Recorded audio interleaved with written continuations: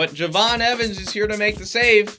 And he dies. Don't you dare disrespect Wawa ever. Yeah! Jay hits his warning shot. Solo Sikoa ducks it. When Nick Wayne starts celebrating, MJF goes to pin Speedball behind his back.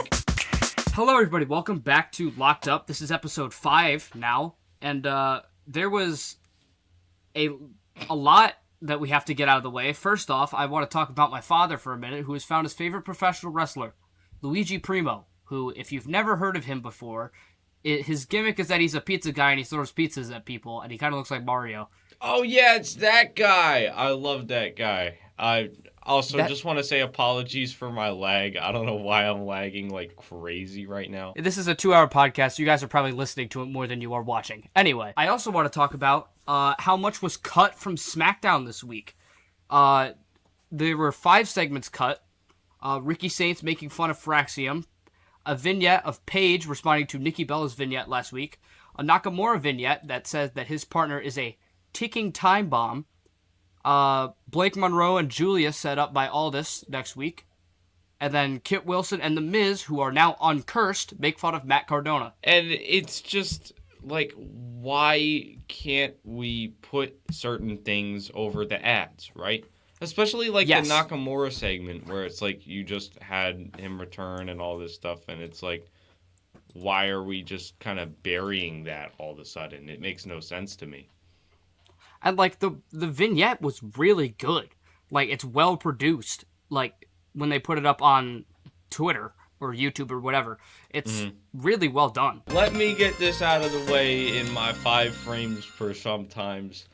Chris Van Vliet hit a rock bottom at Reality of Wrestling and has been hinting a return to the ring. We might have Chris Sharp, baby. Let's go. We might like an actual match, not one of his old backyard wrestling matches, dude. I am so excited because he kept saying, "I'm not gonna do it. I have a wife and kids now, and I'm not gonna do it." I think he's gonna do it. Yeah, he gonna do it. He's definitely gonna do it, and I would love to see it. Yeah, I would love to see it too. I just hope he doesn't hurt himself. But besides that, I'm excited. He's in pretty good shape. I think he's probably... Yeah, me too.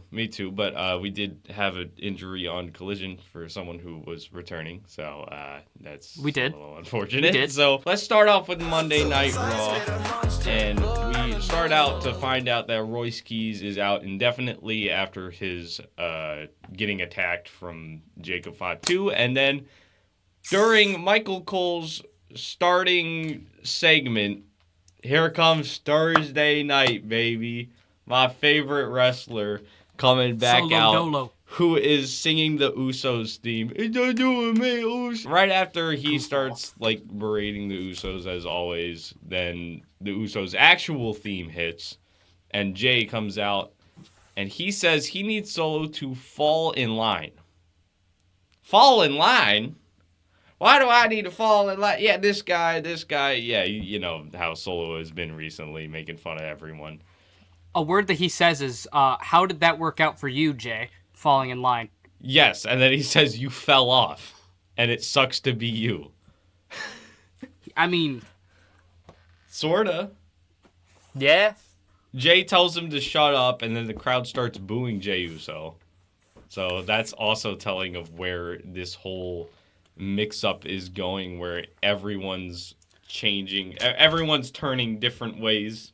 You know what I mean? Some people turning heel, some people turning face. No one has any clue where anybody in the bloodline fall in terms of faces or heels, except for, I'm pretty sure Jacob is a heel, and that's kind of the only thing I have. Yeah, I think that's basically... And Solo's a face. That's kind of it. Yeah. That's all I got. If you want to even make this joke, Sammy Uso is heel now. And I guess the MFTs are heel. Maybe. Everything has changed. Anyways, Jay hits his warning shot. Solo Sikoa ducks it on the steps. Is everyone okay? Only Solo. Yeah. Only Solo. So they announce a match, and this is weird, but Solo Sikoa versus Jey Uso is happening tonight. And if Solo wins, he can avoid the family entirely. If Jay wins, he's going to, quote-unquote, deliver Solo to the tribal chief. And they say that multiple times. It sounds so, like, delivering, like, a package or something. It's, like, just say... It feels like such a random thing. Like, you can do that no matter you win a match or whatever. Just say, hey, come with me and we'll talk to this guy. That's the entire stipulation, and it's the main event. Yeah, it really, for me personally, didn't make a ton of sense. Like, especially because of the fact that, he's super over right now. Like, he's, Solo's uber over. Yeah. And having him go back to the bloodline as a stipulation really doesn't make any sense to me because of how over he is. Here's the thing to me. They specified that he's not technically officially coming back to the bloodline. He's just going to talk to them. It would be more interesting if he was forced into the bloodline. That would make a more, ooh, where's this gonna go story. It's not interesting if it's just like they're just gonna talk, but they're still not like working together. I feel like if they do the you're forced to be part of the bloodline storyline, it's just very similar to what they already did with Jay and Sammy, where they're forced to stay in this spot where they don't want to be. Or Jacob with the MFTs. I agree. I feel like that's... Sorry. Oh, you're good. Go ahead. I agree, too, in a way. It's just the fact that it at least is more comprehensible than delivering Solo to the tribal chief. We don't know what that means, really. Yeah, Whoopi, he's delivering him like a package. Like, yeah. How do you deliver a human? I think illegally. Solo Sikoa then says, this is your warning shot, pew. And that's the end of the promo. We go backstage to see the bloodline. Jacob Fatu is mad about Jay having this match and not following. He's always mad. Well, yeah, the whole house mad. Am I right? Or am I right? But Jacob Fatu's like, you gotta follow our tribal chief and you making these matches all by yourself and whatever. And then, yeah, they're just... whenever the bloodline is back together, they don't cooperate. Especially as heels. Because, like, the only time I feel like they ever actually worked together well was at War Games against Solo's bloodline. Then we go to the match that I was very excited about. Yes. Penta versus Laredo Kid. This match slapped hard. And that's also something that I realized about this tournament, the Road to Reigns thing, is they are really nerfing SmackDown by doing this because they're only doing it on Raw. And so now everything on SmackDown just looks like crap. So. Yeah, SmackDown need their own, like, tournament. I mean, they had 3 title matches this week, so it wasn't horrible. Laredo Kid was bouncing all over the place. Like he had a crazy moonsault during this match. Mm-hmm. That I specifically remember, and he landed hard on, I think, his leg at one point that the commentators were concerned about, but thankfully he was okay. Yeah, and then Penta hit the Penta driver for the first time in God knows how long. I think he did it at SummerSlam because I remember when we were calling, you were like, "Has he won a match with that?" He has a, like, when I see that, I just think it's of the fact that they took Jordan Grace's Juggernaut driver away because Penta does this move like once every 5 matches. Please just let her use the move because she went through about 10 finishers afterwards. TV, but... That's another great thing. Please put Jordan Grace back on TV. Penta hits the Destroyer to win the match over Laredo Kid and advance in the tournament. It was very predictable, but the correct decision. Then we get a Vision promo where Logan Paul looked rough. As in, his hairline was...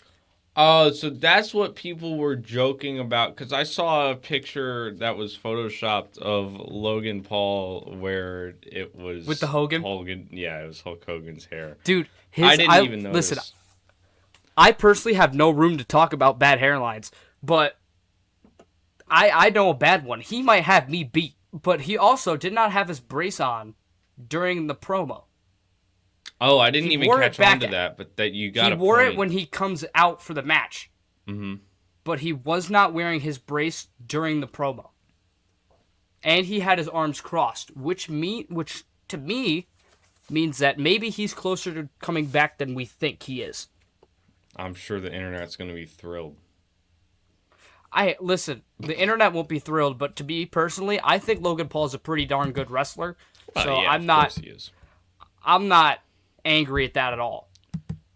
So in this whole interview segment with the Vision, Logan Paul makes a joke about Otis's blood pressure to start it all off, which is like, dude. There's a lot of fat jokes this week in professional wrestling. Yeah, not even just in WWE. Maxine and Theory need to get a room because my goodness. Yes, every segment, I completely agree.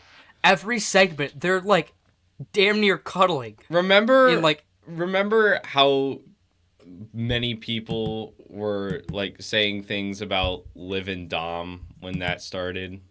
That doesn't compare. No, not close. That's not close. It's like insane. It's uncomfortable, especially knowing that this is just an on-screen thing. Yeah, during this entire thing, Braun Breaker is still locked in. What do you think about Obafemi? To Byron Saxton. You like Obafemi, Byron Saxton? Like, his opinion matters. Do you like Obafemi? Anyways, he's just still upset with Paul Heyman about all that stuff, and then we go to Austin Theory and Akira Tozawa's match next. Otis is just not there. I mean, I don't know what to say. It's kind of a bad idea when you think about it, considering Akira Tozawa is definitely not the powerhouse of the faction. Austin Theory debuts a new finisher, the off switch. I saw where was this? It's just the forearm. Yeah, it was that forearm thing. I saw that happen, and I was a little bit confused by it. It's just Wade Barrett's bullhammer with a new name. Yeah. Theory, bring back Ataxia. That move's cool as heck. Corey Graves is glazing the hell out of Austin Theory throughout this whole match, by the way. Because even he's saying, like, he's the most handsome man in the company and all this stuff and whatever, the same way. He does the same thing to Mysterio. Yeah, well, but that's more of a joking thing, and I don't remember him. I don't know if he said, like, handsome and stuff like that, but I know that they've made, like, the housewives jokes and whatever and stuff like that. Yeah. With Theory, he's, like, explicitly saying he's a handsome man and, like, all this stuff like that, and it's like, okay, buddy. During this match, Theory wins with the off switch, which is his new finisher, which is just a loaded forearm strike like Wade Barrett's bullhammer. And then Obafemi saves Tozawa from a beatdown, and there's a big and a very prolonged stare down with Braun Breaker. And I was going to say, Braun was about to spear the hell out of Tozawa, and then that was the distraction that was made. I just want to make this clear. Did anyone think at the beginning of the year that we would have a segment with Akira Tozawa and Obafemi at the same time? And Braun Breaker. And, I guess Braun and Oba makes sense, but, like... And Logan Paul. Logan Paul's also in this segment. Like, it's the weirdest cast of characters. Like, who thought, not only did they think we were going to get Obafemi and Akira Tozawa in a segment, but Obafemi and Logan Paul. Mm-hmm. You know, the same guy that was a YouTuber and a boxer is now face-to-face with Obafemi. Severe and continuous lapse in his judgment. We probably can't keep that on YouTube. Ray thanks Dragon Lee for being in the tournament backstage during an interview. Adam interrupts because he's angry that he's not in the tournament. Because he's the best luchador of all time and whatever, and best Mysterio and whatever, and Ray just has to sit there and be like, that's my son. And then Dragon's like, well, you're disrespecting your dad. I'm going to fight you now. Yeah, so they end up having He goes to find Pierce. Stephanie Vaquer then has her promo. She says that she missed Raw, the WWE Universe, and watching the Judgment Day get scared and run away. Becky Lynch interrupts and would also like to beat the piss out of Liv Morgan. Yep. I mean, that makes sense. Everyone hates her right now. Yeah, and then they end up kind of just staring down towards the end, and then it's Vicaire who walks away. Yeah, and Liv Morgan does come in and attack Becky Lynch, but then, like, Becky wins in 2 seconds in that battle, and then they come in and face off again, because Stephanie and Becky were staring at each other. Then the attack happened. Stephanie ran away, came back just to stare at her again, and then ran away again. So I don't know what that whole sequence was. There was one thing that was interesting about this, because Becky Lynch basically said that Stephanie was injury prone without saying that she's injury prone. She said that she doesn't want Steph's bad luck with her title. She got injured like twice in her career, like 2 major injuries. Well, She has the one which led to like her iconic face paint that she has now. yeah. And then the other one being that she got hurt last time because she was carrying the company on her back for 6 months. Yeah. Then LA Knight is backstage with Kathy Kelly. And I like how he claps back at the whole Roman Reigns thing, talking about this is what a megastar wears on their wrist and whatever. He just calls it a waste of money watch. Then he starts crashing out because of how much he wants Roman Reigns. He says he wants to be in the Lucha Libre tournament, but he's just crashing out saying, I should become a luchador and be in the tournament and whatever. Why can't I be there? Blah, blah, blah, blah, blah. I want to see Roman Reigns and all this stuff. Then Solo Sikoa enters, which these two have much history. And LA Knight says that their partnership was only for one night, and now they're enemies again when Solo Sikoa wanted his help with something else. So, yeah. We have Dragon Lee versus Dominic Mysterio, which was a pretty good match, but like it wasn't. You're not going to see anything that you haven't already seen in their matches before if you've watched them. Well, yeah, fair. But, I mean, Lucha Libre on WWE is always fun. You know, that's all. Yes, that's give all me that more. Really...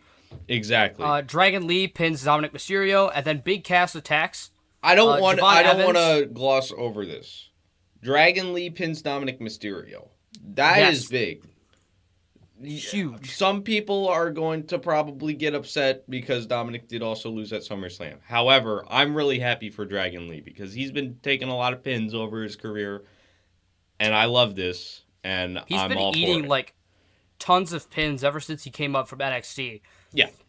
And then he got in a tag team with AJ Styles. Then he started to pick up wins, and then ever since WrestleMania, he's been on a tear. Yes. So, as you were saying... Until he runs into Rusev. Oh, well, yeah, that's true. I forgot about the whole Rusev thing. Big Cass comes in to attack Dragon Lee, but Javon Evans is here to make the save. He dies. And he dies. He dies in 2 seconds. He takes a lariat right to the face, and then Big Cass hits an East River crossing. He then stands tall. Please give me Enzo Amore.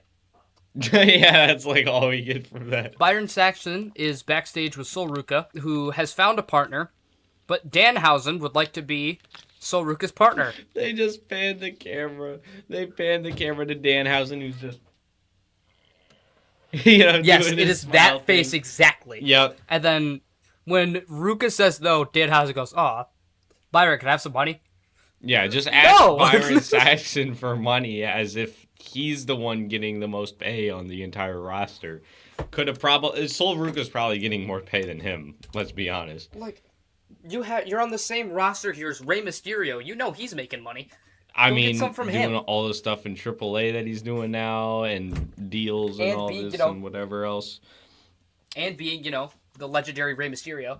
On the topic of luchadors, my favorite luchador, LA Knight, is back because he brings out a lucha mask in his segment with Adam Pearce and is yelling about finding his way to the number 1 contenders match. Oh my god. Or finding a way to be the number 1 contender, I should say. Yeah, he says, I'll throw on a mask and I'll get in this tournament too, damn it. Like, I want him to do that now. But at the same time, I don't want them to carry another 2-year-long thing like they did with El Grande Americano.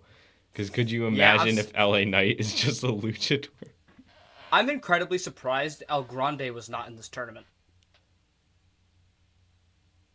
Part of me is too, but I think that may have been kind of a situation of like we want to showcase AAA talent on WWE, and everyone's seen El Grande Americano at this point.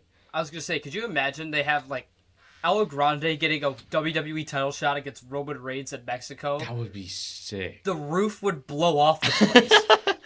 That would be crazy. But the roof will also blow off the place for Penta, or Rey Fenix. Yeah, right. Because those are really the only two I see winning this tournament. Yeah. Anyways, Jacob Fatu shows up, big, dangerous, scary guy, and they just kind of exchange words, LA Knight and him, and that's sort of the whole segment. Another person that he has a lot of history with. And now for the most predictable partner in special guest partner history. Who do you think it was? Do you think it was AJ Lee, Io Sky, or Mara Sade? I'll tell you what it wasn't. Any of the surprises, it was Io. Yep. I love Io, but it wasn't a surprising thing at all. Yeah, no. We had a pretty good amount of bummer mystery partners during this week. No disrespect to Trey Miguel, but we love Trey though. Yeah, we love Trey Miguel. Glad to see him back. Love Trey Miguel. Glad to see him back from injury. I was hoping it would be Chris Danger. There was one good special guest partner though. On Collision. Leo Rush tagging with the Rascals. Oh yeah, well that wasn't like really a guest partner. They kind of did that ahead of time, right? Or did he come out as a mystery partner? No. Anyways, Judgment Day versus Ruka and Io, and Sol Ruka pins Roxanne Perez. Whoopee. That's kind of the whole match. I didn't write too much about it. I don't know if there was any super important spots that need to be talked about, but I don't Io think there did the was. acai moonsault for the again. But yay! And then Braun and Heyman talk about Oba. Chad Gable, who's backstage with Rey Mysterio, who would like to defend his title against Rey Mysterio because he loves Lucha Libre now. Rey accepts. So next week we will have Rey Fenix versus El Fiscal, Dragon Lee versus Dr. Wagner. Roman Reigns will be here next week, and Rey Mysterio will, I believe, he and Chad Gable will have a match next week. I'm excited for Chad. And by next week, I mean tomorrow, as of recording this. Yeah, and will probably have already happened by the time that this is uploaded, I would think. Yes. So I'm excited for that match. During the Paul and Braun segment, Lyra Valkyria is in the back again. We did see this the week before, so I'm curious on what this could be now. I didn't see if she was with anyone. I think she was just tweaking in the back, like talking to no one. So I don't know what was going on. Well, we do get a Lyra appearance. Mm-hmm. She is like interrupting Sol and Io celebrating, and Io Sky just goes, "Ew, is she okay?" She is doing the same thing that Kalani Jordan is currently doing in NXT, where she just walks around and vents to everyone. And then we go to the main event. Jay and Solo. Solo loses this match, and Jay will deliver Solo back to the Bloodline. Whatever the hell that means. Who really knows what any of this means? Jimmy Uso is part of the reason why Solo even lost anyway, which is interesting because now that Solo's a babyface, they're making him look like an actual competitor. Because like you remember when he was battling Cody for the title and all that stuff, and just pin after pin after pin after pin. So this is kind of interesting for him. The one thing I will take away from this, even though this was kind of a random match, I think this is without a doubt one of the best Fatu versus Fatu matches in WWE. Yeah, this is... You know, we had the Usos at WrestleMania 40 and all that stuff. And now we have this, and at least this is better. So. And then we go to NXT, where Fatu is also a topic of conversation, but more on that later. Mm-hmm. I missed most of the opener, so do you mind filling in everybody? Yeah, of course. We start out with Lizzie Rain, who is getting set for her match with Shawn Spears against the mixed tag match that they were going to do. However, she can't, they just cut backstage to her looking for him, like, around everywhere, and he's nowhere to be seen. And then she just has to start her entrance. So the music starts as she's, like, panicking, and Booker T's just going, "Oh yeah, headbanger, headbanger, headbanger," and Lizzie's having like a mental breakdown during all of this because she doesn't have her tag partner. And so the match starts with, Izzy Dame and Nico Vance, Lizzie Rain, and no one. Dame and Rain just start fighting, and then Izzy Dame tags in Nico Vance, and there's no male competitor. So Nico Vance is like gearing up to attack Lizzie Rain as Shawn Spears is nowhere to be seen. And then EK Prosper enters. And so EK Prosper fills in, I guess, as the tag partner. The thing I find interesting. This is what I tuned in. And I know that I'm probably looking too far into this because it's scripted wrestling and whatever. But when you think about this, since EK Prosper is not technically written down as the tag partner, shouldn't this be a DQ? Yeah. Because it would technically be out of ring. Could. Well, the referee was like, "Oh, well, there's a male guy, so I guess this counts." But like on paper, he's not in the match. Dude, if I'm like a heel wrestler, like if I ever got in the ring and was like a heel wrestler, I would try to vie for this. Like, if I was one of those annoying heel wrestlers that just complains like Sami Zayn, like, "Hey, I got screwed last week. That should have been a DQ because some random guy went into my match unannounced." My thought process would be to make this like a better, I guess, segment would be to have him enter and then restart the match now that we have new teams. You know what I mean? Yeah. I feel like that makes more sense, and they've done stuff like that before, but they just decided to continue the match as if we knew that EK was going to be in it the whole time.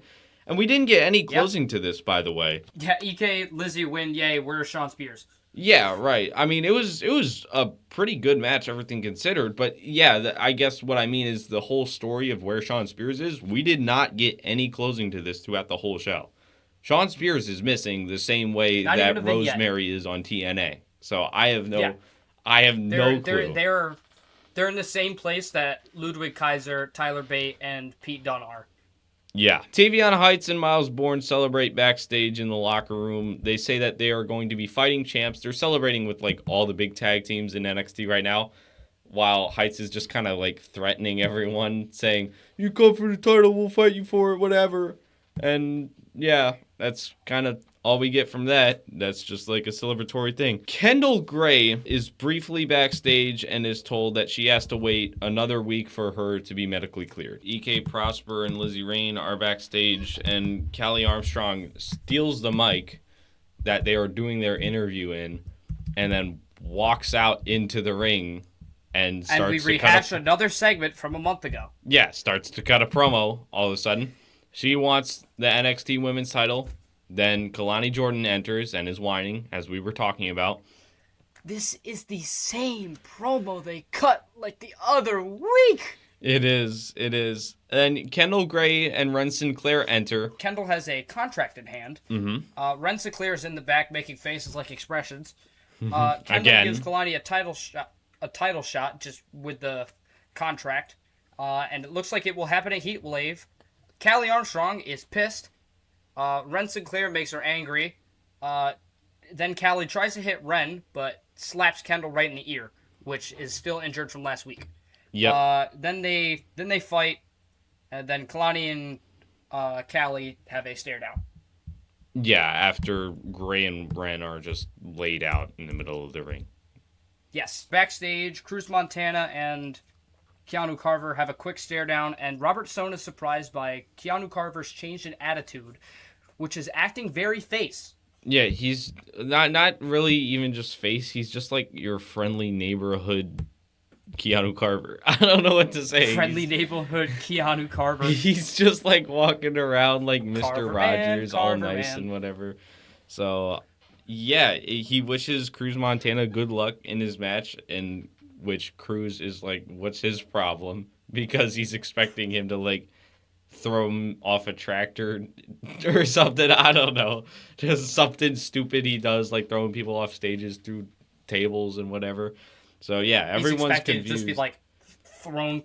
It's expected shadow for realm. him to commit like attempted murder, but no, he's just like Yeah. normal now. But no, we're not going to commit murder today. And instead, we're going to let Deion Lennox and Saquon Sugars fight. Where Saquon, during this match, has a backbreaker into a Sister Abigail kind of flatliner, which was pretty darn awesome. Do you remember last week when you said, I hope that they remove the red X? They didn't remove the red X during the Dark State entrance. So, sucks to be you. I was going to say, I don't think they did.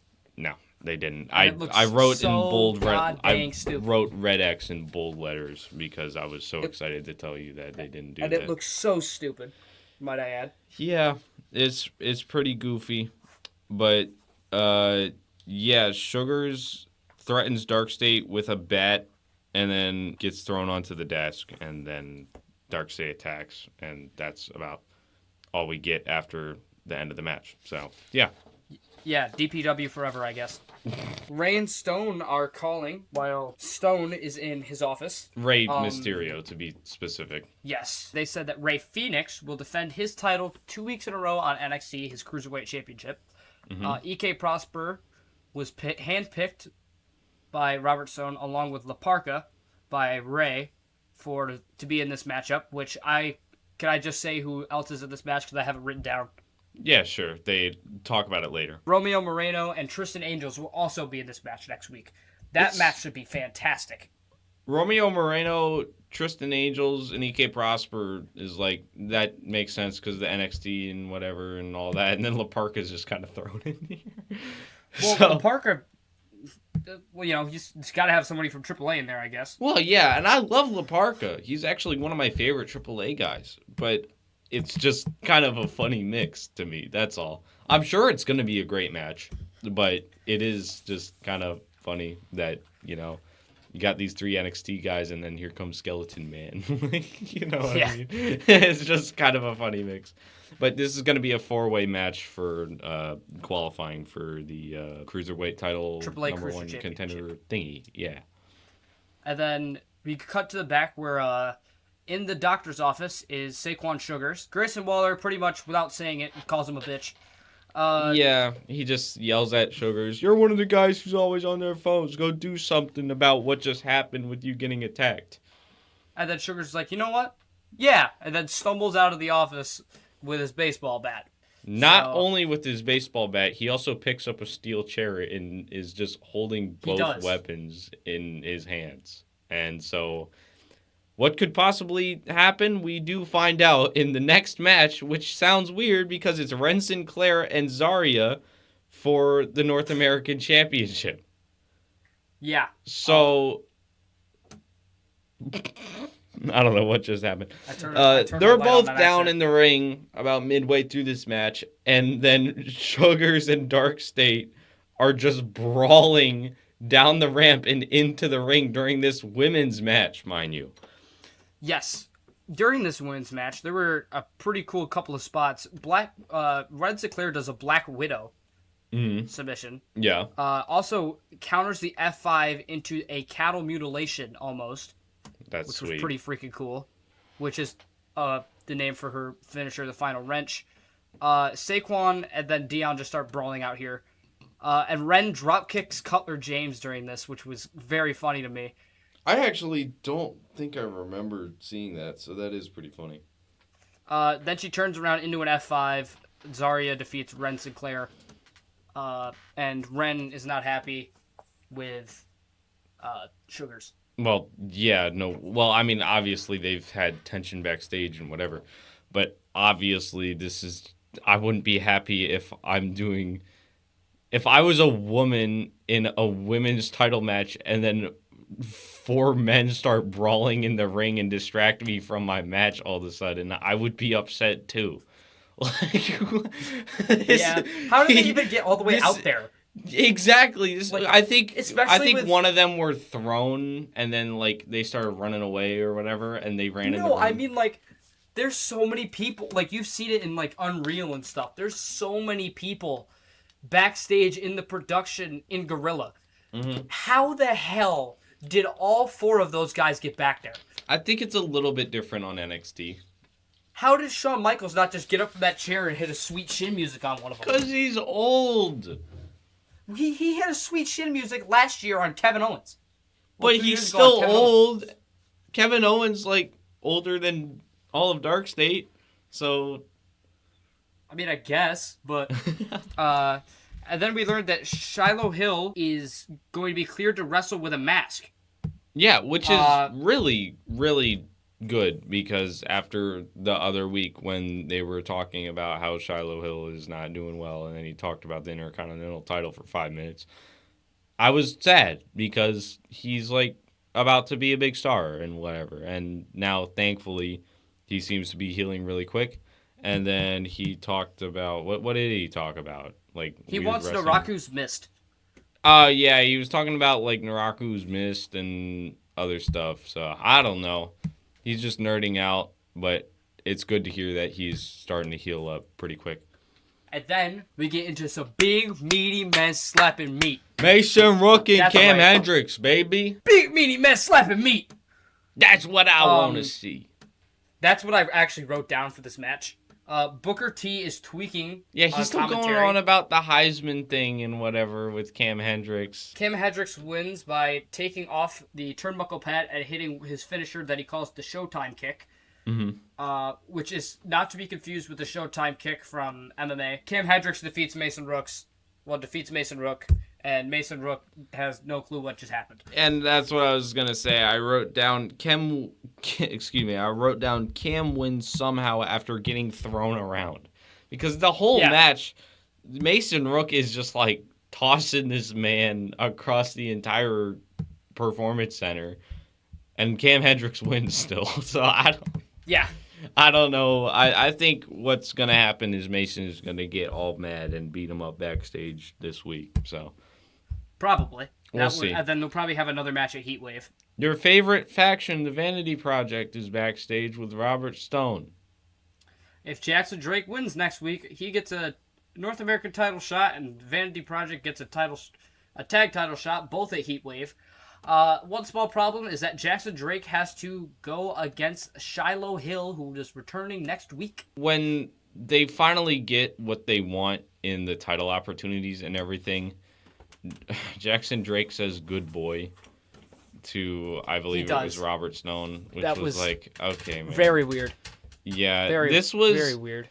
Like, now that you say the situation, it's not as confusing. However, it was a confusing segment to get us there. Like, it seemed like buzzword after buzzword after buzzword, and then it's like, I don't know what is actually happening. We have Price and Lexis King. This is like the first OTM singles match in 7,000 years. This was disgusting by Lucian Price. He has a chop. Well, Lexis King comes off the top rope, and then Lucian Price just has a chop right down the middle of his chest, and he is just bleeding everywhere out of his chest. Yeah, I mean, it was like a full line down that he just got cut off of this chop. This is like what Gunther was talking about when he said he was bleeding immediately after his match with Penta on one chop. Yeah. It was basically the same exact thing. It was like, that was an insane chop. Lucian Price pins Lexis King. Yeah, with a one-arm power bomb. Like, it's all very similar to like a Tahana bomb, but like, not. I think this is interesting because this match was not for the Speed Championship, but, you know, Lexis King is Speed Champion. And I don't know. Well, if I could just skip forward then, I could kind of just say what happens to that. Next week, Lucian Price and Lexis King will fight for the Speed title. Did they say that? They did. Oh, I didn't write that down. That's interesting. This is something I find odd. Uh, Robert Stone and Ren Sinclair are backstage, and they said that they are setting up a match between Zarya and Ren Sinclair at Heatwave that will unify the Speed title and the North American Championship. So I think what that means is that the winner, like obviously the winner will get both, but I think they'll also both be defended separately because obviously there's those speed things. I guess there's those speed my tournaments. point is, like, they said they didn't say it's a title for title match. They said it's a unification, which is weird because that makes me think of like the Undisputed Championship, for example, right? Yeah. It's like how I don't really... the Speed title has specific rules, and then there's the North American Championship. You can't just mix those. So two, is right? this a speed match? I don't know. Because the speed title is only supposed to be contested under speed rules. So that which kind of defeats the purpose of the entire title if this match is not a speed match. Does it not? Absolutely no clue. But they did also say that Kendall Ray is going to be cleared for Heatwave. So yes, and they good. also announced for next week Ren QCC versus Kalani and Callie. Mm-hmm. Thea and Jada talk about Natty backstage, where they are now best friends. Romeo Moreno and Noam Dar talk. Moreno doesn't want to be in the four-way because he doesn't want to abandon Noam Dar, but Noam Dar tells him to shut up and do it anyway. Basically. I mean, I think he said it a little bit nicer than that, but... Robert Stone is still interested in that said free agent that we've been talking about. Yep. So what they've announced for next week is La Parca, Moreno, Prosper, and Angels for the number one contender for the Cruiserweight Championship. Yep. Jackson Drake versus Shiloh Hill. Lucian Price versus Lexus King for the Speed title. Thea Hale versus Natty. And then Callie and Ken. Wow. Callie and Kalani versus Kendall and Ren. Yes. Good job. There we go. Main event then time. we get on to our main event. Grayson Waller versus Cruz Montana. Tony D'Angelo was on commentary, but he barely says a thing. Okay, I was wondering if I was the only one, because I said that he didn't say much. I then crossed it out because when I started writing that, he started talking. But that being said, even after that, he didn't talk much. So he was asked like two questions, and then he just kind of sat there with a microphone in front of his face and didn't say anything. So I don't know what that was about. Grayson Waller still has Say So as his theme song, thank God. But he has a new Tron and entrance. Yeah, part of me is happy about that. At the same time, I wasn't sure if they were going to do something like a little bit more serious to make him more heel. But that being said, I don't trust them to do anything new at this point. Listen. Exactly. Say So is a very underrated Def Rebel banger. Yeah, right. I screw with Say So a lot. I guess my point is just like, after seeing Nick Aldis get Morning Glory, I'm just like hopeful that they do more cool stuff like that. You know what I mean? Yeah. We've had Punk obviously with Cult of Personality, and then also getting Misery Katare. Yeah, exactly. And then the year before that, he had This Fire Burns. So if you're listening, WWE, if you're going to bring any old themes back, bring back Seth Rollins' The Second Coming, because I'm done hearing that stupid crowd chant. But that's so iconic at this point that they're not going to do anything about it. Second one, bring back Radio for Matt Cardona. Yeah. Or When the Lights Go Down, either or. Okay with either. Always ready. No. Yeah. I would say Chad Gable, but it's just a meme at this point, so just might as well keep it so Henry and I can keep laughing at it. Right. And then it gives us content. Give me Rebel Heart, please. Let Gargano wrestle. Yeah. Yeah. Please. Oh, and bring back Boca Dreams for McIntyre. Just bring back everything. Permanently. Yeah, oh my goodness. Not like a one-off. Permanently. They did a one-off, and I don't think it was even like broadcast. Let's focus on Cruz and Grayson, because... backwards rolling cutter during this match, which is pretty awesome. Yeah, there were some great moments. Vic Joseph does say Mike Santana during this match by accident. He does. I wrote that down. Yep, that was unfortunate.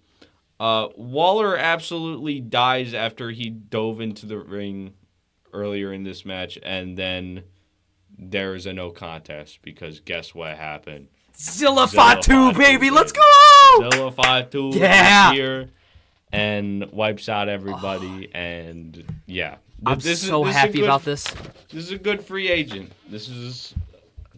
I'm happy. Did you see the clip of his mother reacting to it? No, yeah. So every time there's a show, his mother does a live stream on his account, on really? Twitter. Oh, that's cool. And he didn't tell his mom that he would be on NXT. His family went insane. It was a pretty cool moment. Okay, Dynamite. Will Ospreay is cutting a promo to Yes. start off, and we have a lot, or at least I have a lot of notes from this because he starts off. And we were talking about how, like, we don't know if he's face, we don't know if he's heel, whatever. He starts off with, like, a very heartfelt babyface promo about his grandfather and his whole life and whatever. But then he calls out Kenny Omega. I wrote down something funny that he said that his grandpa, like, it says, "Stop crying on a Mexican toilet and go do a flip." Will Ospreay's grandpa, probably. Yeah, that's Which what he said. is He was like, very, he would very be looking funny. down and saying that. Yeah. But he wants Omega to come out, and Don Callis comes out. He also says, if Michael Nakazawa's done trimming your balls, then come out. That I forgot about that. That was crazy. That was such a great line. But yeah, no, he does get Don Callis, and Don Callis starts calling himself Daddy. Yeah, not only that, but through everything he says, it's very Dominic Mysterio-like, in which booing ruthlessly is the crowd. The line that he has in here, "I've done more damage to Kenny's Yep. life than diverticulitis ever could." Oh my god. That's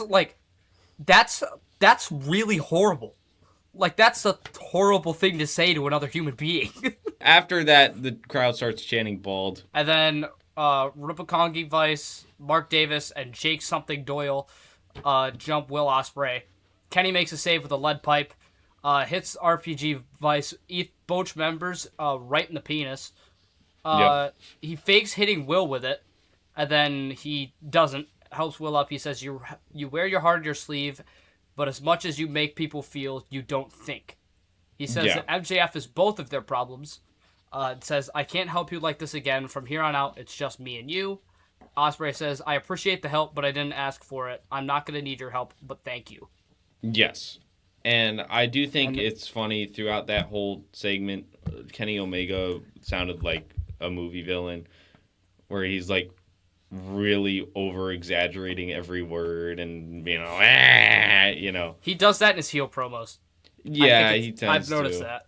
He sounds like a Disney villain. Nick Wayne versus Speedball Mike Bailey versus MJF for the winner of the match will be second in the Casino Gauntlet match at All In, and MJF is the real OTC. I acknowledge my scumbag. Wait, what? Okay, you're just He's saying the one that. true champion, but he's the OTC, so I acknowledge my one true champion. I see. This was a hilarious match. First off, MJF is announced as MJF, in which MJF comes into the ring and starts choking out Justin Roberts, the ring announcer. Oh my god, that was hilarious. Like, he just grabbed him by the throat and goes, "Hey, you better listen to me." He's like, "The one real champion, Maxwell MJF. Jacob Freeman." And then the banner comes down and all that. When we start out the match, MJF grabs the headset from the announcer and says, "I'm going to let these two twinks battle it out." And I'm going to pick the bones. And then starts standing outside of the ring. He also had a shirt on for his entrance that says "Mas chingos de tu," which is "I'm better than you" in Spanish. Obviously a jab at Andrade. And Speedball is no longer wearing pants. Yeah, He's back to the... Didn't write that down, but I remember that he wasn't wearing pants, and you were talking about him wearing pants. And then after he says he was going to pick the boats, he says, "Thank you, Shivani, you fat little prick." So many crazy He's such things. he just says these crazy things on commentary. MJF and, like, is such a troll, and I love it. I'm kind of glad now that he didn't sign with WWE because you know for a fact that he would not be able to get away with half the stuff he gets away with. Exactly. Like, he couldn't call somebody a twink on WWE television. Yeah, right. There's no way. The only thing that I always wonder is, could you imagine how thunderous the pop would be if MJF's theme just starts playing at a WWE show? Dude, if that happens, especially if they're in Long Island, the roof will blow off the joint. And that's what it's like. I would just think about how magical that would be for his career, because you know MJF's theme is free music that anyone can use. Yes, and then so like I could totally like hear the pop, and I don't think it would be louder than Punk's when he returned, but it would definitely be on the same level. Yeah, it would be like very similar. Exactly. Probably around the same as like Edge when he came back. Yeah, in maybe. 2020. MJF teases doing a dive and flips the crowd off. Yes! MJF starts. I loved that so much. I had to bring my mom to show her that. And then MJF proceeds to start giving Nick Wayne professional wrestling lessons in the middle of the ring on Speedball. Yeah, so he sets up Speedball on a silver platter for Nick Wayne. Nick starts doing his moves, and he starts applauding him. And he's like, dude, do that cool thing and whatever. Yeah, and then when Nick Wayne when Nick Wayne starts celebrating, MJF goes to pin Speedball behind his back, and Wayne breaks it up. He goes to pin him, and then like Nick Wayne pulls him off. He goes, "What are you doing?" And he's like, "Listen, I am going to win this match. You're just here for the exposure, kid." And then Nick Wayne just slaps him. Yeah, that was so sick. The backflip knee thing that Speedball Ultimate does. Weapon. But I know that he does that when they're in the corner. But when they're lying on the ground, is it called the same thing? Yeah. Oh, okay. I thought it was only Ultimate the corner weapon. thing. Anyways, especially when they're on the ground, goodness, that must hurt.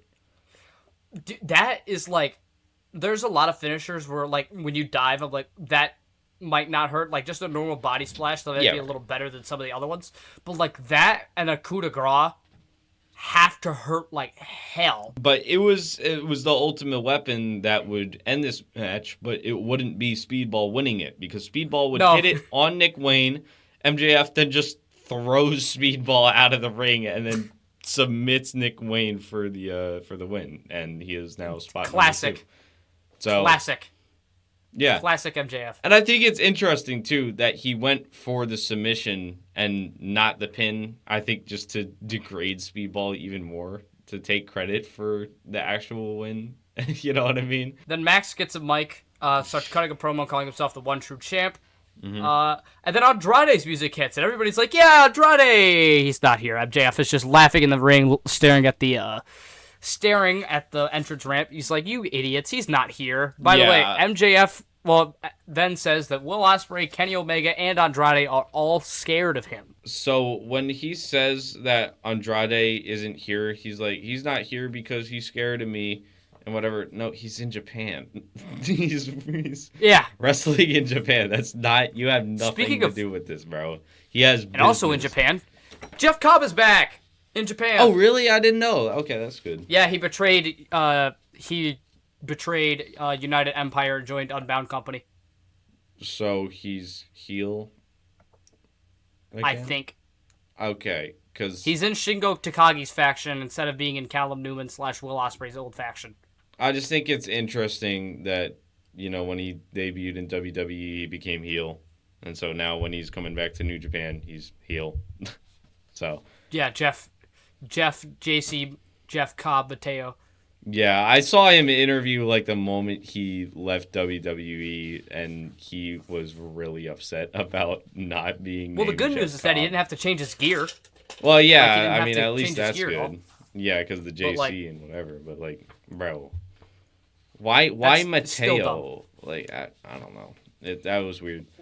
Divine Dominion cut a promo at the Birds Pub, and they break glasses to finish the thing, and that was kind of it. They pour out beers. Yeah, it was just like a perfectly good beer. How dare they? I mean, I wouldn't drink beer if it No, slapped me me in the neither. face, but like, I don't know. If Divine Dominion slapped you in the face, you're drinking the beer. Mick Foley is here with the Bang Bang Gang, and Speaking he's of like, people with the Divine Dominion, yeah, right. He's like super fanning right now because as Jay White, he takes shot at John Moxley and the Dogs and all that stuff. Mick He's LARPing. Foley wants to join the Guns Up thing. yeah, they all do the thing like they Yeah. pretend to shoot the camera. Foley does his bang bang. Yeah, right. And he's like, hey, like he's so happy. Then we go to Jay White versus David Finlay in a Continental Cup match. This was a great match. And there was a little bit of a scare at the beginning because Jay White landed on his neck a bit weird during, I think they were grappling and just kind of like bent his neck, and so they stopped for a moment until they eventually continued. And then there was another thing where he does a suplex, and then he couldn't make the cover because his neck was still hurting. Yeah. Finlay murdered him with a lariat at the very end, but then Jay White hits the Blade Runner and defeats David Finlay, advancing in the Continental Cup. Hangman and Brodito have a promo as The F-Ice good, chants rain down. The bad and the ugly. Yes. Hangman says, "You guys mind if white boys speak a little Espanol?" Did he say that? I did not. He did catch that. Oh my goodness, He did. that's hilarious. I remember. I think I had just got. I was really. This is gonna sound really random, but I was really hungry at this point, and I threw in some frozen nuggets in the oven, and I think I had just taken them out during this segment. And so I may have been really focused on eating my nuggets during the beginning of this and not actually focused on what people were saying. But I'll tell you something I was focused on. Swerve Strickland returns, baby. Yes. Let's Which go. it was kind of surprising to me that he decided he would confront the Trios champions. Well, So- I mean, he kind of explained it in a bit because his promo was about his history with all three of them. I also do think it's interesting that this venue that they're holding it in, I don't remember where it is, but I know it's I think it's in Vegas, right? Yes. Yeah. It's been pretty, the crowd has been not good. I'm just going to. Vegas Put it crowds that have way. not been great this year. Yeah. They weren't great at Mania either. And I mean, they weren't, because I think there were a few times where some of the stars, they would sing themes and whatever, but when Swerve came out, there was not much of a pop, in which I feel like anywhere else there would have been a huge pop. I know. It popped me in my seat. Same as Andrade. And I some people may have been like, well, he's in Japan, so obviously this is a joke.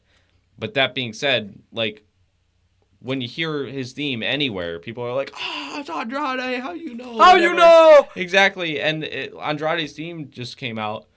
And, MJF is trying to say, you thought, the crowd thought, whatever. But they didn't react in the first place. So the trick didn't really work, So this thing with Swerve confronting the Trios champions, I'm going to circle back. Yeah. If he challenges for this, who would his partners be? Because I've seen a lot of people on Twitter say it's going to be New Day. Oh my goodness, you're right. I've seen people say that it's going to be Austin Creed and Kofi Sicardi Mensah.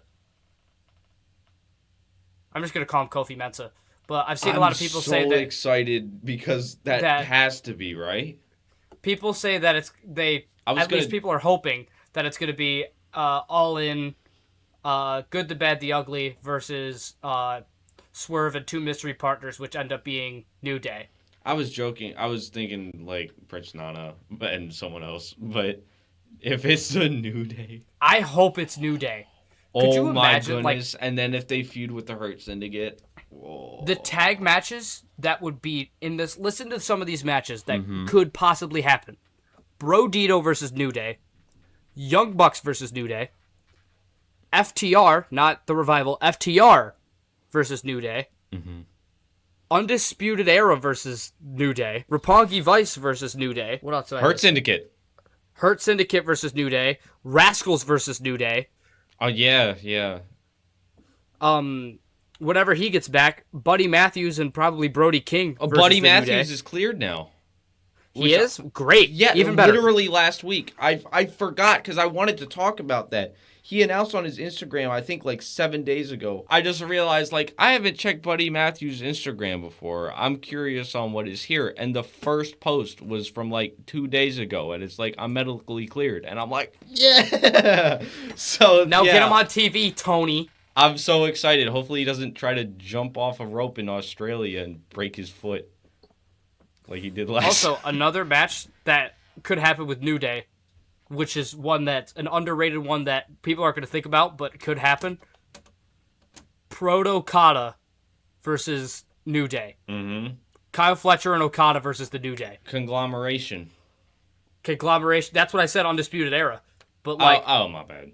Sorry. But with also, it could be Orange Cassidy and Mark Briscoe. Well, you could get Briscoe, like a Briscoe versus New Day. Now, it won't be both Briscoes, rest in peace to Jay, but still, you could get Mark Briscoe versus Kofi or Austin Creed. You know who else it could be? The Demand, because the Demand and STP enter as Strickland and the Good and the Bad and the Ugly are in the ring. And Ricochet's bald ass. Get to stepping. Yeah. He literally says multiple times to Swerve, he goes, get to Not stepping. just multiple times. I want to say it was at least over 10 times, right? Because he then did it Swerve the just whole like- time he was walking down the ramp. He's saying, get to stepping. Because he's telling Swerve to leave the ring. Demand want their Swerve just calls him a rematch. bitch. Well, I do want to mention, Demand want their rematch against the Good, Bad, and the Ugly. But as Swerve's leaving, that's what happened, and he leaves after he roasts him and whatever. They agree on the rematch, and Ricochet says that it will happen on our time, which is funny because they were like, we want our rematch now. We want our rematch now. And then once they get it, they're like, no, I'm not going to fight now. I'm going to fight whenever I want to. So, yeah, that was interesting. Then this was, I believe, I think it said it like it was earlier in the week or whatever. But Willow Nightingale. There was a Willow backstage interview. Yeah, is getting an interview in which Mercedes Moné attacks her. Yeah, And like mid-interview. That's about it. But I do think it's interesting. There was a guy in the crowd during the segment that says, Sasha, come home. Shut up. There's these people that are like, hey, I've got a great idea. Let's, like, shout, like, for example, Edge. Like, people screaming Edge at Cope, or, like, someone just screaming, like, you know, MSK, or starting an MSK chant at the Rascals. Shut up, dude. Chris Jericho and Kevin Knight have a match for the TNT title. Let's give Jericho a title shot. Well, yeah, not only that, but also let's make it a mid-card thing, because this is right before a jobber match and then 2 other matches. I mean, granted, some of them are for the Continental Cup, but, like, that being said, with how, like, historic of a reign that Kevin Knight is having right now and all that, it's kind of random that they made this just like a... And why Jericho?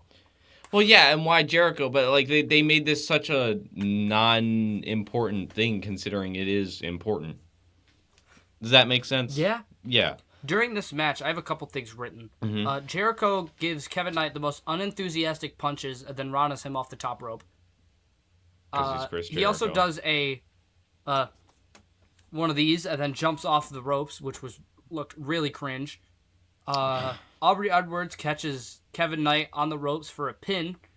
And then has him break it up. Jericho does the exact same thing and gets away with it. Oh yeah, I remember this now. I know what you're talking about, because they did the leverage thing. Ref catches him, then Jericho does it with feet on the ropes, doesn't get caught, so Kevin has to kick out, which was hilarious. Don Callis gets like right up next to the ring. Jericho's in the middle of the ring. He has Kevin Knight in the walls in the middle of the ring. Don Callis gets on the apron. It's like, hey, come here. And then Jericho is like, oh, hi, and walks towards the apron with still having the walls in. And then Don Callis smashes him in the face with a screwdriver. goes coast to coast. Well, and then I was gonna say Kevin Knight Don goes Callis coast to coast. doesn't go coast to coast. No. Bro. Kevin Knight Kevin then goes Knight coast does to coast, punches, kicks him in the balls, and does the crash landing and retains. Yeah. Don Callis goes coast to coast. What? But what yeah, the that hell was that finish? No, I think the walking toward was. I think they had to improvise because I think Jericho was supposed to be there already and forgot. I think he forgot the spot. But like, you could have just broken it up and then gone to go see Don Callis. Like that would have made more sense than you walking over with a submission. Yeah. What? Why? Why? Because then him you closer actually to a get him rope closer break. to the ropes for a Yeah. rope break. Like, It's why? dumb. I think that was a mistake. The Death Riders are backstage, and I honestly didn't write any notes about what was actually said because it was just I kind of just wrote set up Death stuff. Riders promo. Well, but what I did write was that Wheeler Yuta and Jon Moxley are grappling in the background through most of this until Mox finishes it. But This was mostly a Claudio promo, yeah, through wasn't through the beginning where Claudio was speaking, Wheeler Yuta and Moxley are just having a grappling match against the wall in the background, which I just thought was kind of funny. Chris Statlander and Viva Van got a jobber entrance. Yes, Viva Van did not get an entrance. Chris Statlander does her entrance and beats Viva Van in about 5 minutes. Mick Foley comes out to talk to Chris Statlander, and this was funny to me because he points out that his daughter is in the front row and then says, "But more importantly than my family, you have a women's TBS championship 4-way match coming up." So that will be next week. This guy openly said on live TV that a championship match is more important than his own daughter. Dang it, Mick Foley. And he also just shamelessly promotes the new shirt that he's wearing that will be on shopaew.com. Yeah, he's like, I have a new shirt, by the way, and it's on AEW.shop, and then someone corrects him, and then like, Excalibur, shop.aew. Yeah, it's like he had to shopaew.com. Yeah, so that was funny. Then Persephone enters for her match, which kind of, the match next week will be a 4-way between Maya World, Shida, and Persephone. I wrote down here 2 things. A, Mick Foley is tweaking out behind Chris Statlander during a promo that she cuts. And I also put, I swear to God, they better not let Persephone take the pin next week. The only matches I remember in like past times were Persephone either losing or winning because of a jobber. Like, when was the last time she won a match against an actual contender? You know what I mean? On AEW, because I'm sure she has on CMLL, but exactly. My improvement. Also, CMLL had some sort of Pokemon night or whatever that I saw on Instagram. What? Yeah, apparently, I think it was like, I'm looking this up. You know how WWE does live events and whatever. They had like a special Pokemon night in which everyone was like dressed what up, in the heck? And I believe Persephone was on the card for that. So they had. What am I looking? Yeah. What? Yeah, they had Dude, them dressing up. They and had doing, Hechicero Pokemon battles basically in the ring. Hechicero was dressed up as Machamp. Mm-hmm. That's kind of awesome. I don't know what Mystico was, but he's kind of cool. I don't watch a ton of Pokemon stuff, but that's okay. Looks like Mascara Dorado. Well, Mascara Dorada seemed to be Pikachu. There was also AI generated images for the. Yeah, and that was another thing I was going to say is I think Mick Foley's shirt was AI generated, if you look closely at it. I was going to say the same thing. The next match was Hikaru Shida versus, Hikaru Shida and Persephone versus Thunder Rosa and Maya World. Shida and Persephone are in control for about more than half of this match. Maya World has a really cool fall-away slam with a roll-up at the same time. Sorry, I just want to say, the rain! The rain! I'm not sure if you can hear it in the mic, but it is raining like crazy. Yeah, I hear it. Yeah. The rain! There was a knee strike on accident to Persephone by Sheeta, fall-away slam by Maya World, and they win. Yep. That was kind of all you got from that match. Yeah, one of the main things that I just wrote was that Hikaru Shida is using heel tactics, which we have constantly been seeing from her as of late. Like, sometimes you'll see a heel go a match without trying to absolutely cheat their way into winning it. Hikaru Shida always has to use a kendo stick or something. So, yeah, I just find that interesting. Darby Allin cuts a promo. He said that he had no regrets in his world title run, which I think it's interesting that he's finally talking about that because he hasn't been talking about his world title run much since he lost it. But he announces that he is going to have a Falls Count Anywhere match against Kevin Knight at All In. All right, so do we see Sting during this match? I think it is highly likely. However, I want it to be properly done. And I'm not saying that I'm not just going to be happy that he's there. But that being said, he does appear in most big Darby matches. So I want it to not be super predictable. Or I want it to be where, like, you know, Darby's getting an unfair, beaten up, whatever. Getting beaten up by the entirety of the Don Callis family. Yeah, right. And then Sting comes out. Not just another thing where it's like, oh, what's going to happen next? Oh, hey, it's Metallica, here comes Sting. You know, yeah, exactly.